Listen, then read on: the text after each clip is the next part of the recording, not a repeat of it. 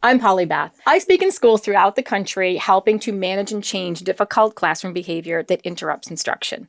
Today, I'm going to answer one of your questions. I'm under a lot of pressure to use rewards in my second grade class to get kids to behave. But I saw a video of you on social media saying that can be a bad idea. But what can I do instead? Well, first of all, thank you for watching that video. And I do have some strong feelings about rewards, and I'll tell you why. We have run down this place where everything is external. If you do, X, Y, and Z, you get this and this and this. If you don't do it, you don't get it. And it's become almost something that we entirely rely on. So are rewards a bad thing? Not necessarily. When do they work the best? When they're unexpected. If your kids are rock and rolling, doing what they're supposed to do for the most part, I'm going to say, hey guys, fabulous job this morning. You know what? We're going to go out and play a kickball game. Hey, we got a pizza party coming this afternoon. And kids go nuts. They're like, what? What do we do? What do we do?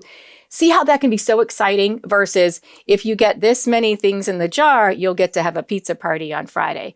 So now it's like, it's kind of like you're holding the thing you want them to love the best, which is the curriculum or, whatever it is against them. Second thing I think about is, think about this. You are the motivator. You don't need to give out rewards because you are so loving what you teach and you are doing it in front of those kids every day and you are passionate and you are just embracing that. I know that sounds a little crazy, but it's great. You let go of those inhibitions and you just love what you're teaching and you do it in front of those kids and you let a little, blurt outs once in a while and you do some dance parties. And when you're teaching about rounding up and rounding down, you're 5 and above, give it a shove, 4 and below, let it go. I'll never forget that. I know how to round numbers as an adult now just because of that. When you're doing that, you are the internal motivator and you won't need rewards. Don't forget to like, subscribe, hit the bell for notifications, watch these videos, and if you've got questions for future videos, include them in the comments below.